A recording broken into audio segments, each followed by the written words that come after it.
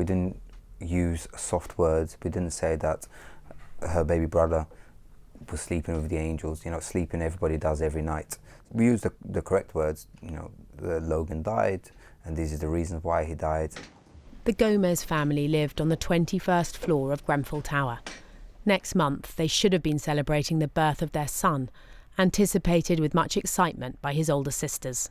They were making plans about who's going to sleep with who. He can sleep with me. He's going to be on the floor. I'm going to play with him with this, and I'm going to play with that. Yeah, they were very excited. And then obviously we just finished the nursery. Instead, their home is gone, and their son, who they'd already named Logan, was delivered stillborn by caesarean section as his mother and sisters lay in induced comas in hospital. I knew something was wrong straight away when they told me. In these scenarios, they take the mother as a priority. So I broke down for a bit because I knew what they were saying without saying it. And then later on, they said, the baby had passed away.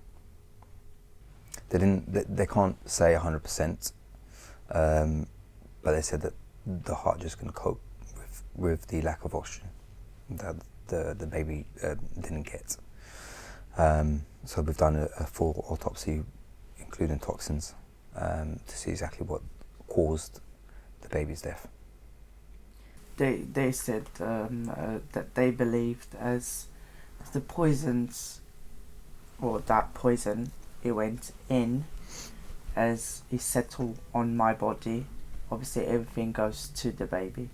So, and especially at 7 months is when the lungs of the baby starts to develop. The amount that he received, it was obviously enough to stop his heart. There's been speculation in the 4 weeks since the fire about what toxins may have been released as the building burnt. The family allowed Newsnight to film their discharge papers from King's College Hospital. Their 12-year-old daughter's diagnosis includes cyanide poisoning. Her mother and sister were also treated for the risk of cyanide. This is the first confirmation of a cyanide poisoning diagnosis as a result of the Grenfell fire. And that cyanide is believed to be from the insulation, the cladding, or... I don't know where it would come from, but I would imagine it would be from the plastics that were being melted and burning. But the smoke was certainly, it was so intense that as soon as you took a mouthful of air, or in this case smoke, you were gagging. You were constantly gagging all the way down. I was, and I can't even imagine what my daughters were going through at the time, and I'm sure you were gagging as well all the way. You just literally always having that gag reflex. It was that intense. This was the family's flat where they sheltered that night, unable to leave because of the thick smoke in the building. They'd been advised firefighters would come to rescue them. But 2 hours and up to 5 999 calls later, just before 4 a.m, Marcio knew it was over. My room is on fire. Just like that. All my curtains were on fire. My Moses basket was on fire. All that side of the window was all on fire. I looked at the window thinking, you must have cracked or something. Window was shut. Everything was still fine. So I know the fire came in between the walls, and I know there was a lot of gaps in those walls because of the insulation that they used. So the only thing I could do at that moment was literally I grabbed the door, because it's a fire door, I shut the door, and then I looked at them and I said, we have to go now. There's no turning back. We have to try, and it's now or never. Because I stayed at the back and I was holding the rail. I kept shouting to the girls, keep going down the stairs, try and give them as much encouragement as I could. But at one point, my daughter replied back to me and said, I can't.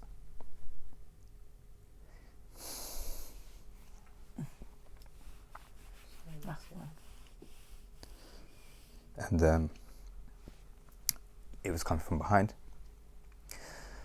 So that's when I realised that she must have let go of the rail, and she was with a friend. So I turned around, I stopped, I turned around and I said, I'm right here, I'm waiting for you, follow my voice, I'm right here. So I kept shouting to them. So I tried to climb up the stairs, and then she said, I can't, Dad, I can't. And then at that point, She didn't talk anymore. But the smoke was so heavy you couldn't see anything that was there. So I just kept trying to shout to them, I'm still here, I'm waiting. But thankfully at that moment I looked down and there was a light coming up, and it was a fireman with the gear. They were rescued, but the delay on the staircase meant Marcio had lost Andrea and their younger daughter. The police came and grabbed me, and I said, no, I need to go back. I still need my wife. I need to see where she is. And the policeman said, I'm not promising anything, but there's a pregnant woman over there. And I sort of relaxed a bit at that point. And then the other one said, is your daughter's name Megan by any chance? And at that point I just went, you know, I'm good here because I know they've got out. An ambulance took the family to hospital, where doctors put Andrea and the girls into comas. And when you woke up, I mean, did you know immediately that you'd lost your son, or did you have to tell Andrea? I knew She already. knew. Yeah, I knew. I don't know how, but I knew. Just before she got brought out of the coma, she was a little bit moving, you know, very slow. And I was talking to her, and the first thing she did was try and put a hand on her stomach, and all she said was, I'm sorry. You don't have to be sorry. The family have nothing but praise for the support they've received from the NHS, firefighters and friends. As for those who decided to cut costs on the renovation of Grenfell, I'm very angry with them because it could have all been avoided. And that's where the anger really stems from. Yes, it was an accident, I'm sure it was, but it could have been avoided. It should never have happened like this. The residents never wanted the cladding in the first place. When you go ahead knowing that something could happen and you ignore that, and this is me personally, I feel that you don't care. So you just, I don't know if it's the right word, but you just killed so many people, and you just killed my son. Because if he was in a normal situation, I could have gone out, and he was 7 months, he could have survived. There's babies that survive less, but because of the conditions, he passed away.